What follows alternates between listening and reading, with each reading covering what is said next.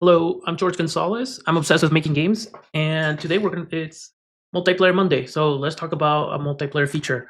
I told you that I would show you the the finished product for the equipment.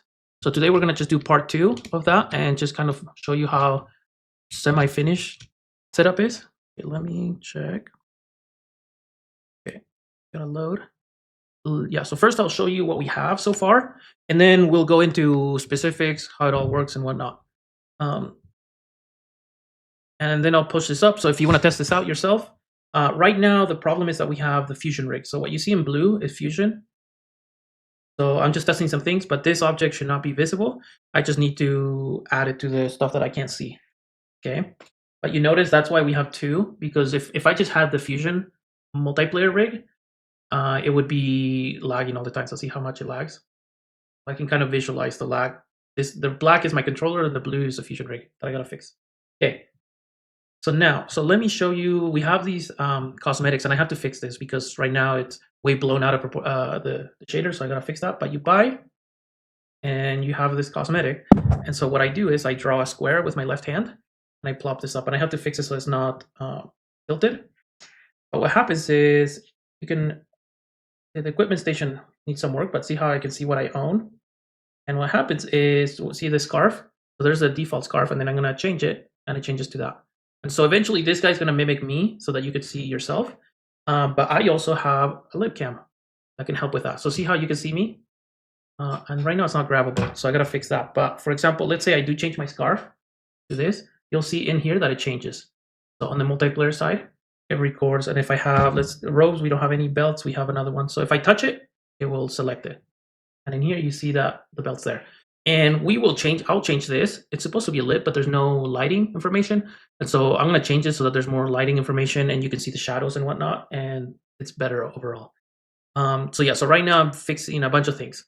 But I wanted to make sure that this cosmetic setup was working so I could show you that setup. Let me buy the hat because that's more apparent. So this hat is a little bit more like a triangle or pointy.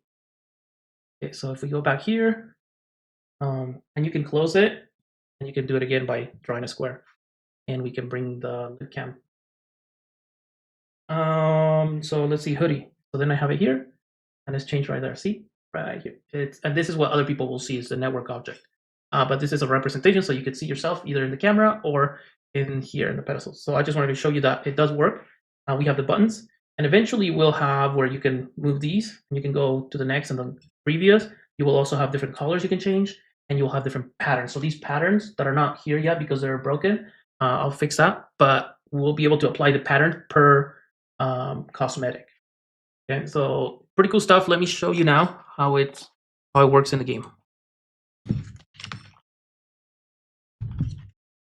Okay, so first of all, yeah, we have these errors with the rotation that I gotta fix, but that's the cosmetic thing. Today we're talking about multiplayer. So first, let's go over the multiplayer setup. So if you haven't been following up, we're talking about cosmetics, and this is a local player, and this is kind of like the path of the possible paths for the cosmetic. There's a lot of stuff that I went through, and it takes time to figure out. But today, what I'm talking about is the network stuff. And so the network stuff is dependent on all this other setup. Like you saw, I did the equipment station, buying it, owning it. I have to set up the backend to make sure that it was saving the loadout, saving what you owned. You're able to acquire the cosmetic. And then you have it on your local player, and every time it updates on your Fusion player. So this connection is what we're talking about, but it requires a lot of pre-setup that I go over. I did a live stream, 2 live streams where I went over the player avatar, cosmetics, and it's all available. And if you have any questions, I can walk you through it. But for now, we're gonna show you the local player loadout, and then we're gonna go over the cosmetic setup and the internal data. Okay, and I did change some things, like we talked about in the last week. We were trying to figure out how we were going to store stuff. So I'm going to show you that. So we have the data list. Before, we used to have this cosmetic tab that was full of cosmetics, and it's hard to tell what is what. And so what I did is you have 2 ways of thinking of this. Let me see if I'll change it to here for now. You have 2 ways of viewing this. At least in my opinion, I had 2 choices. I could go the easy route, coding wise, where I code the specific setup on the back end, and I just say everything's a cosmetic, right? And I sift through and I use the code to say this is a hoodie, this is a robe, this is a scarf, and whatnot. And I still kind of do that at times, but I the problem with that is that when we have 300 cosmetics, it's going to get hard for me to add them. And so I was thinking, like, I either have the problem in the back end or I have the problem in the front end of like the user experience for the developers or the game designer. Okay? And so I was like, I want to make it easier myself. Okay, so that way, if I have 20 robes, I'll have 20 entries here. Okay, because it starts getting messy. Now I can also do a tool that automates this. But I don't have time right now. But eventually, if you had a team or if you had time and you wanted to go back and polish things, you could create a tool that would populate these based on that. And that's why I have them. If you notice in here, I have a resources folder that has all of them separated. So eventually, we could find all the inventory data that's based on the resources folder. So that could be, I set it up this way in the folder structure because eventually we could do that. Okay? We could automate the process. It could just read through all the resources folder and populate the data list. Okay? So that's very doable. And that's why I have it set up the way I do with the folders here. Let me check the other thing. Okay, so that's the first thing, because the way I set it up influenced a lot of how I access that data. Okay. And so let me show you. I see here like get hats. It will just, oh, and this is wrong. See, that's just why we need to make sure I copy paste it, and it should hats in here. So we got to make sure that the issue is that now we have to create a list for everything, right? And it's worse on the back end than it is on the front. But it's okay because once the code is written, it's done, right? And so as long as it makes my life easier to look at from a visual perspective, I think it's better. So I prefer having more upfront to do, but then easier to scale later, okay? And that's up to you. But this affects how we get that information, okay? Because what happens, again, remember we have an index, okay? So we have the only thing we need, okay? I'll show you now, because instead of remember how we talked about having a list, so or a manager for all these cosmetics, and I ended up not doing that. In the last video, we had a specific multiplayer manager that we were going to use, and we're not anymore. The main thing in here, we have a hat empty, so this is for the hat. So now instead of having a manager, we straight up just use a cosmetic display component, okay? And this component will do it all, okay? And it's the same for everything. And this is where I say we have to do a lot more in the code up front rather than in the front end. So instead of doing, because this is what we're doing. Instead of doing a manager, the cosmetic will say, okay, what type of cosmetic do we have, right? So in here we have cosmetic based on that type. And then the inventory list, that's the list of all the cosmetics.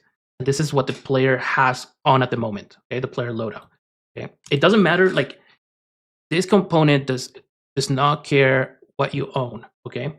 Because this component is not displaying what you own, it displays what you have at the moment, okay? And so that local player loadout is what's being changed by other components. And that's what triggers, and so that's why we have this reference, and I'll show you now. Okay, so if on spawn, we say, if this has a state authority, then this is what we're looking for. Remember, because this is gonna be in the client as well. And that's what this inventory index is for. Okay, so we say, okay, if it's a scarf, we're gonna look for the scarf ID change. If it's in a hat, it's gonna be a hat ID change. Hoodie for hoodie, belt, robe. Makes sense? So the local player loadout has all these. So when these ID changes, we are subscribed to these changes. See, so right here. So anytime these values are changed, it will invoke the change. Okay, so this is all the other cosmetics. Okay, so this local player loadout is what we have set up. So the moment you spawn, we also load this from the back end. So this local player loadout is just kind of like a temporary data that we have for the player, and it gets filled in when the player logs in, and it changes as the game progresses. So if the player has money or changes, these get updated, and then they get saved when they need to. Okay, but the main thing is this setup is required so that we could then do what we were doing before, which is, okay, when it changes, we are gonna subscribe to that event. And what do we do? Here, you notice that we have, when the player loadout changes, what we do is we change the index. So we get the cosmetic index from this data list, and we say, okay, if this cosmetic type is a hat, hoodie, we want to get the index in that specific location. And that's what changes a lot on this. I had to rewrite a lot of it because it's a lot easier if we had a cosmetic list. So if you go here, remember what I said, like it would have been easier to just have one list that has all these components inside. But I wanted to visually be able to check things. And so that's why I removed this. I don't need this anymore. I removed it. So that logic is no longer needed. And we get the specific index on that list. And then when this changes over here on inventory changed, okay, we then change the ID on the other end. So this is specifically for the client. Remember, let me pull this up again. And here we have this guy and this guy, okay? So this is the one you own. You are seeing this, but the other players are seeing this. So how do we tell them what cosmetic to see? Well, we have this. And remember what I said is, if you want to, you can make this a string, and then you have to, and then you can just transfer the ID on here and spawn the cosmetic ID, okay? The other thing that you could do, but I would not suggest it, is to, it depends on the situation. And we're gonna dive deep into right now is spawn the cosmetic ID. This, you can avoid all this complication with the index and the inventory and keeping track of what, and just have these cosmetics be networked cosmetics. And what do I mean by that? It means that when you spawn them, you spawn a network component instead of spawning it. Because right now this is single player, right? Like it's just doing, if you look at this, it's destroying and it's doing instantiate. You could do a runner.spawn, and then you don't have to worry about anything, and then you just despawn it and spawn the new cosmetic. The only reason I don't like doing that is bandwidth. I don't want to have to populate a network component and have to despawn it and run a lot of logic, because the player is going to swap in and out all these cosmetics. They're going to be able to switch in and out, change the colors, change all this stuff, and people love to change how they look, and I don't want to pay the price for that in bandwidth. Okay, so the reason I do this is because this is just a number change. And so people will change their cosmetics, they'll change the number, and it will update on their own client. And so every headset will be creating the spawn mechanic. So this is going to run on everybody. When it changes, everybody's going to spawn their own gear that you selected, okay? And I'm just grabbing this inventory index, okay? Everything else is already preloaded, predetermined. And that's all I'm doing, okay? And the reason is because in VR, I'm already tracking the head and the rotation and all these things. So I just want to do that once. I don't need to do a network transform for every cosmetic, if that makes sense. And that is just crazy. And I think it's overkill. It is a lot easier to code because you just spawn. But I think you'll have a lot of more headaches in the future with that. And so I just like to have these empty components. And now they'll just spawn whatever cosmetic I'm wearing, even if it's a default one. And so I like doing it that way. This scarf object, oh, this one is not networked because it doesn't need to. So what's happening is when you have a network object, this is a good other, when you have a network object as the source in the top in the hierarchy, all the bottom ones are also. And so you don't need this. And so I don't need that. Just double check things, make sure I don't. And these match transforms are local, they're not networked. They are just matching these other components that are tracking other things. Like this one has a network transform because it is tracking the head movement. So this one does need a network transform, but then everything else is local. And that's why I'm trying to stress is how do you not just do the cosmetics and the player avatar, but also how does the resource, the bandwidth work with this? Like how do you use the resources that you have and decide on what to do? Okay, so you can spawn network components as cosmetics. So if and usually, like if you have guns, you could do that too. The problem is that if you notice how my hands were lagging before, and so anything that's spawn networked, you'll have that bit of lag, and you'll notice that. And so it's a lot more important to spawn a local version and then have a remote client version for everybody else. Because if some people see the gun lagging, it's not a big deal, and you can parent it to the hand position in comparison to Fusion, and you won't see a lag. And so there's that spawn network cosmetic, or you just spawn a local version, and you just have to make sure that you're sending that information, whether it's through an RPC or a network variable. Okay, and I prefer to do it with a variable. I always prefer int over strings. That's just a preference. It depends because I mentioned before the strings. You have to cap it at a certain point, and sometimes artists like to name things super long, and they don't know that there's a cap. And so instead of trying to tell everyone, oh, this is the cap for what the name of the cosmetic can be or the ID, we just fix that by saying it's just an index, and that works. Okay, and cosmetics are a huge win for social games because players are going to want to switch things up, and you don't have to have a full like change on your the person that you build. But if you do this right, you can make a lot of money from it, and you could just it's just so much. Once you have it set up, you can scale it and use it how you want. But it's pretty straightforward, like you saw. Once you have the biggest headache is the setup, right? After you have the setup, it's just that one script. And I also, just so that you are seeing, the other thing I do is this is specifically if there's a prefab. I check if it's not null because sometimes this might be like a hat default doesn't have anything because it's empty. Like if I want headphones, I can add headphones to the player. But if you don't have anything, the default is nothing. So I don't spawn anything. The other thing is if I spawn something and I have state authority, I want to change the render because you notice how I saw my hands in the render.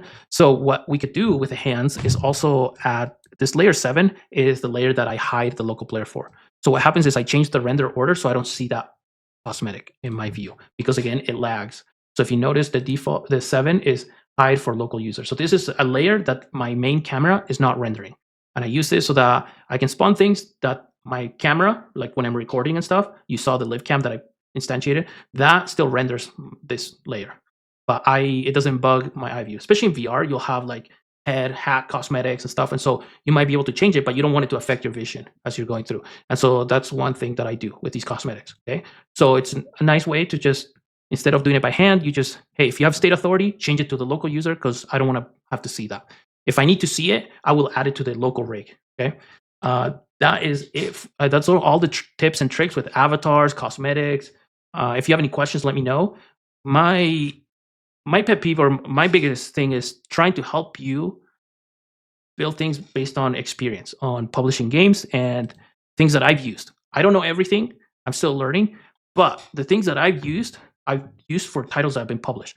So these are things that every day I use in multiple titles. Cosmetics are huge in multiplayer games. And whether it's like, even if you're doing a race car game, you might want to deck it out or switch it out, or even power ups. You have multiple things. Understanding how network objects work and how the avatar controller works and how you want to do it. Also, if you don't have a VR rig, it's even easier, like we talked about. But you got to be aware of where things are at and how they interact. And so we'll see you next Monday. We'll do another multiplayer Monday where we'll learn something else that I know will help you. See ya.